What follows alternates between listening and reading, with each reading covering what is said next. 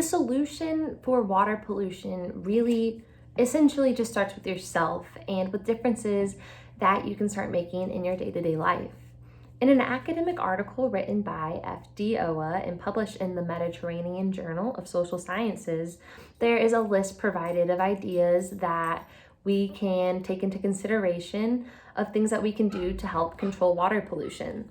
This list includes items such as washing your car away from storm drains, or sweeping your driveway rather than hosing it down, or just avoiding throwing trash or chemicals into sewers, and avoiding using toxic cleaning materials, or avoiding washing your paintbrush off in the sink to keep those chemicals from flowing into natural bodies of water. And along with things that you yourself can do, you can also donate to organizations that are trying to put a stop or at least control water pollution. And a couple of these organizations include Oceanwise, which is a organization that focuses on the sustainability of seafood, or there's another great organization called Five Gyres, which focuses on cleaning up plastic pollution in oceans. And there are many, many more organizations such as these that you can find and donate to, or just really get involved with, that can make a considerable difference. However, the issue with this solution is that it's voluntary. Not everyone's going to want to do it because maybe they just don't have time, or maybe they're a little lazy, or maybe they just haven't heard about these things yet, which is why it's so important to try and really spread the word. So tell your friends about it, tell your family about it, tell them to tell more people. That's really a lot of what we can do here that could maybe be really helpful. And along with spreading the word, we can also maybe try to get laws set in place, which is difficult, but it's possible. It's been done before. In 1972, the Clean Water Act was passed, which was a law that regulated the discharge of pollution into natural bodies of water, which was tremendously helpful. It really, really made a difference in water pollution. However, an issue with this, according to William L. Andreen from the regulatoryreview.org, is that the law didn't really address non-point sources of water pollution.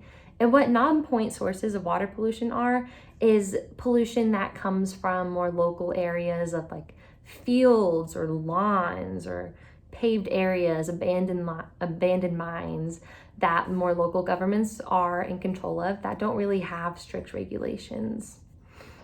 So my idea is to try to get a law passed to put more strict regulations onto these local governments. And a way that we can try to do that is to try to sign a petition. So I actually created one on changeit.org, and the link to that is http://change.it-XX lowercase v and c capital LLCWG, which is really long and kind of tedious, but I had to get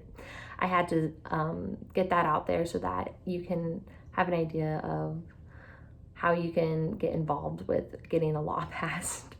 Or maybe you can try to write a letter to a senator or the president and really try to get our voices heard regarding this situation or this matter. The world is hurting, and as a result, so are we. The harmful chemicals being dumped into natural bodies of water is causing ourselves, wildlife, and the earth as a whole to suffer. And we must come together to take the necessary and progressive steps in order to put an end to this toxic cycle.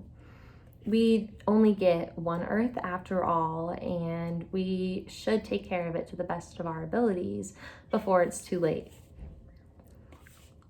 As Thomas Fuller once wrote in his novel Nomologia in 1732, we never know the worth of the water until the well is dry.